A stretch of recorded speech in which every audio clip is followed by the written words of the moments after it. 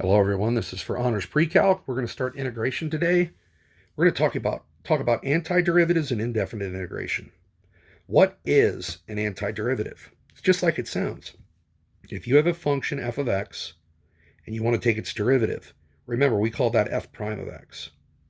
Well, let's say I wanted to go backwards from f prime and find the original function f. That's called an antiderivative. Well, what if I have a function f of x and I want to find its antiderivative? That notation, we're going to use capital F of x. So a function capital F is an antiderivative of lowercase f, okay, on some interval. If capital F prime of x equals f of x, for all the x's on that interval. Now, capital letters are what we use for antiderivatives. So you people that like to mix up your capital letters and your lowercase letters a lot, you can't do that in mathematics. If f of x equals 3x squared, let's think, what could have been a possible function that gave me that as a derivative? X cubed. Now here's the thing, if f of x equals 3x squared, its antiderivative is capital F of x equals x cubed. Think about it. Bring the 3 out front, subtract 1 from the exponent. That would give me 3x squared. But wait a minute. What if there was a constant? Capital F of x equals x cubed plus 2. Its derivative is 3x squared. Capital F of x equals x cubed minus pi. Its derivative is 3x squared, because what happens to the constants? Their derivatives are 0. So basically, you can have infinitely many antiderivatives for one particular function. In fact, here, this represents all the antiderivatives. Capital F of x equals x cubed plus c. Now, what is c? We're going to explain that here. Capital F is an antiderivative of lowercase f on any interval. Okay? Then g, capital G, is the antiderivative of f on that interval if and only if g is of this form. G of x equals capital F of x plus c. C is called a constant of integration. It represents all those different constants I could have. Okay? And why did we use the capital G? Because capital F of x plus c is called the general antiderivative of f. C makes it a general antiderivative. Okay? If we are able to find a particular value for c, that's a particular solution. This is a general antiderivative. Okay? So g of x, capital G of x, is the general solution of f of this differential equation. A differential equation is just any function that has x and y. Okay? It involves x and y and any derivatives of y. So like this is a differential equation. This is a first order differential equation. Why? It's y to the first, it's y prime. Y double prime would be a second order differential equation. Okay? So what's the antiderivative of y prime? Okay? The antiderivative of y prime is y. What's the antiderivative of cosine? What gave me cosine as a derivative? Sine. The derivative of what was 5? 5x. And what I have to do is I have to put a plus c on there. The plus c basically represents all the constants I could have had there. So in a nutshell, if we have a differential equation of the form, the derivative of y with respect to x is f of x, multiply by that dx to the other side, okay? And what we're going to do on both sides, once we do that, we're going to take the integral of both sides. This is called the indefinite integral. Everybody see that squiggle sign? That basically represents the antiderivative. Well, what's the antiderivative of a differential of y? It's going to be y. What's the antiderivative of f of x? It's going to be capital F of x, and we've got to put a c. Again, that's the general solution of the differential equation. And we're going to show you some of the formulas that you're going to need to know on the next page. All right? This is an entire list I would keep in front of you when you're working on all these assignments. This is going to help a lot. And here's what we're talking about. This is an entire list of derivatives, and this is an entire list of the corresponding antiderivatives. Okay? So for example, the derivative of a constant is 0. So what's the antiderivative of 0? It's a constant. If you take a constant times x, its derivative would be k. If you take the antiderivative of k, it would be k times x plus c. If you have a constant times a function, you can take the constant times the derivative. So it makes sense. If I can take a constant times a function, I can take a constant times its antiderivative. Add or subtract functions, you can add or subtract their derivatives. Add or subtract functions, you should also be able to add or subtract their antiderivatives. Okay? Power rule. I'm hoping this will make sense. Remember, with power rule, you would multiply by the exponent out front, then subtract one from the exponent. So you would multiply, then you would subtract. Now, anti-differentiation is just the inverse of that. So we're going to go backwards. What's the opposite of subtraction? Well, we're going to add 1 to the exponent. And what's the opposite of multiplication? We're going to divide by that new exponent. So if you're going this direction, if you multiply and subtract, then going backwards, you would add and divide. Add to the exponent, divide by the new exponent. That's our power rule. And I'm going to show you how to do that in the following examples on continuing pages here. By the way, n can't equal -1 here with a power rule, because you'd end up dividing by 0. That doesn't work. The derivative of sine is cosine. So the antiderivative of cosine is sine of x plus c. The derivative of cosine is negative sine.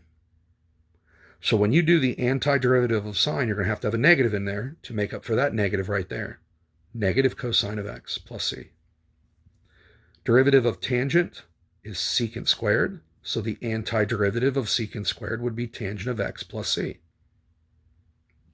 Derivative of cotangent is negative cosecant squared. So if you take the antiderivative of cosecant squared, it's got to involve a negative. See the negative? I got to involve the negative. Negative cotangent of x plus c. Derivative of secant is secant tangent. The antiderivative of secant tangent is secant of x plus c. And notice again, this one involves a negative, so the antiderivative is going to involve a negative. The derivative of cosecant is negative cosecant cotangent. So the antiderivative of cosecant cotangent is negative cosecant of x plus c. I want everybody to know this. This may help you memorize where those negatives are. If it has cosine, cotangent, cosecant, they all have a negative in their derivative. So in the answers over here, if it's cosine, cotangent, or cosecant in the answer, it's got to have a negative. Okay? Now the derivative of the natural log of the absolute value of x was 1 over x. The antiderivative of 1 over x is the natural log of the absolute value of x plus c. Now, why do I need an absolute value? And if you guys can't see those, there's an absolute value there. Because here, x doesn't have to be positive. It could be negative. Well, here, when you're doing a logarithm, it can't be negative. So to fix that, we put the absolute values around it. Don't forget the absolute values if you're doing antiderivatives of 1 over x. So that kind of takes care of the -1 here. This is x to the -1. X to the -1, you can't use a power rule. It ends up being a logarithm. The derivative of e to the x is e to the x. So the antiderivative of e to the x is e to the x plus c. Now notice I didn't say e to the 2x. That would have a different antiderivative. If you have a function in the exponent, that's going to change how we do the problem. Okay? The derivative of, let's say, 2 to the x would be 2 to the x natural log of 2. 3 to the x, it would be 3 to the x natural log of 3. So here on the derivative, if you were multiplying by the natural log of a, when you're doing the antiderivative, you should divide by the natural log of a. So if this was 2 to the x, what's the antiderivative of 2 to the x? 2 to the x over the natural log of 2 plus c.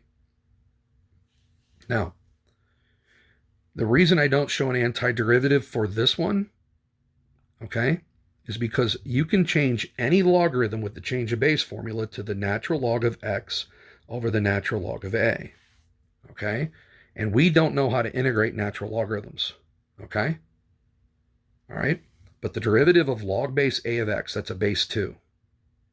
Well, since it's the natural log of x over the natural log of a, what's the derivative of the natural log of x?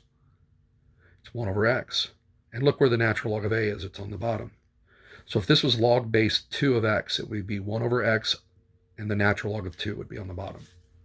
So these are all the formulas that you need to know for right now to be able to do some of these assignments. Okay? So let's do some examples of what I'm talking about here. Okay? I'm going to zoom in a little bit as best I can here. Okay? What's the antiderivative of 5 to the x? Well, that 5, I could throw it out front. That's a constant multiple. So what's the antiderivative of x? You would add 1 to the exponent, and you would divide by that new exponent. And when you divide by that new exponent 2, you're dividing the 5 by 2, so it'd be 5 halves x squared plus c. That's how the power rule works. You can do it with fractional exponents as well. Radical x is x to the 1/2. Now what do? You add 1 to the exponent, which would be 3 halves. And you're going to divide by 3 halves, which is the same as multiplying by the reciprocal 2/3. So the antiderivative is 2/3 x to the 3 halves. And you always got to remember, you got to put a plus c. Okay? Same thing with negative exponents. Let's jump to this one. That's x to the -2. Add 1 to the exponent, it becomes -1. Divide by that new exponent, makes it negative out front. So that's -1 over x plus c. Okay? I'm going to skip the trig for now.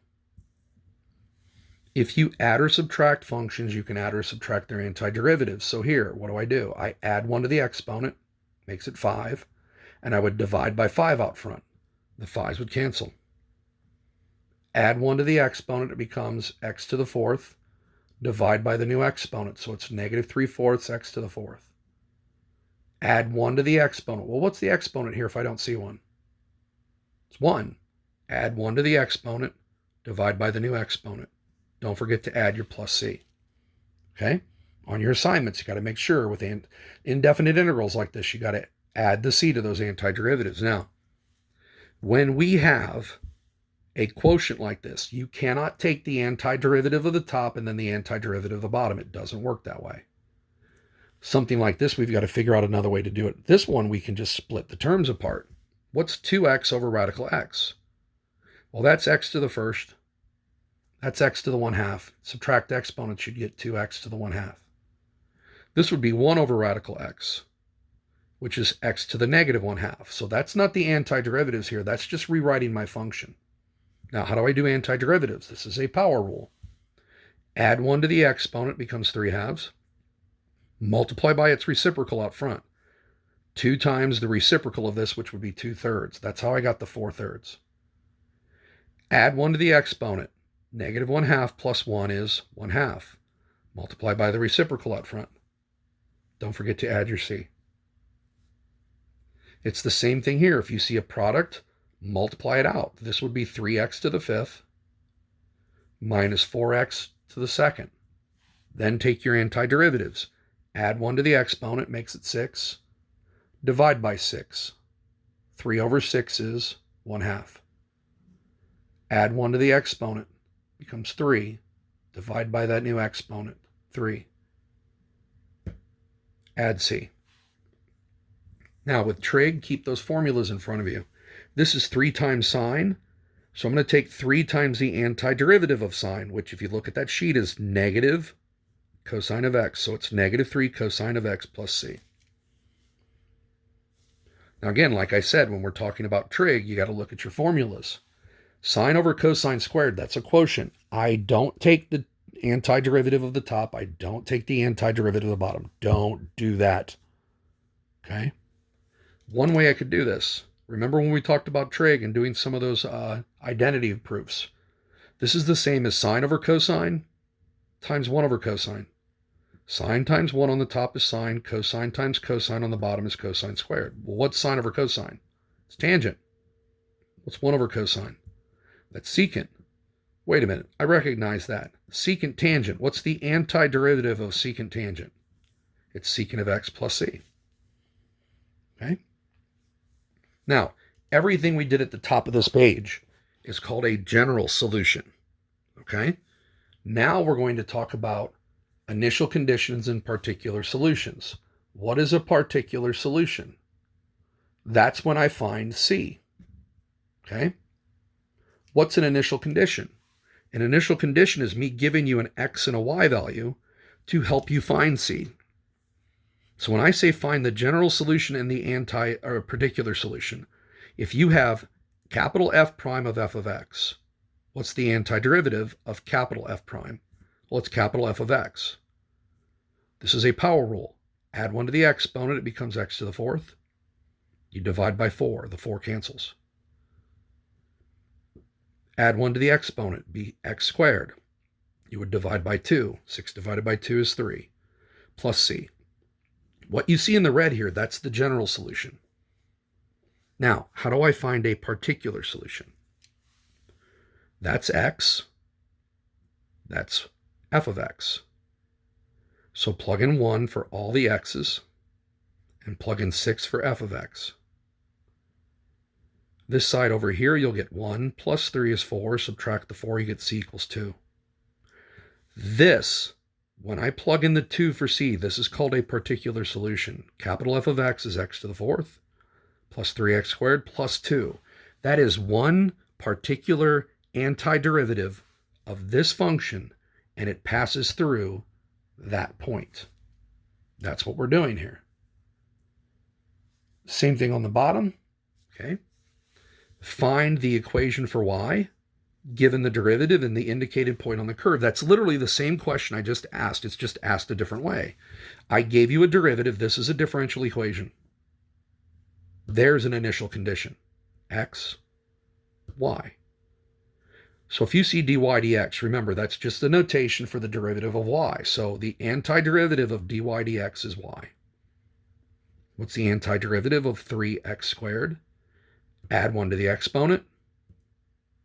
Divide by that new exponent. What's 3 divided by 3? It's 1. Add 1 to the exponent, it becomes 2. Divide that by 2. You'll get 2.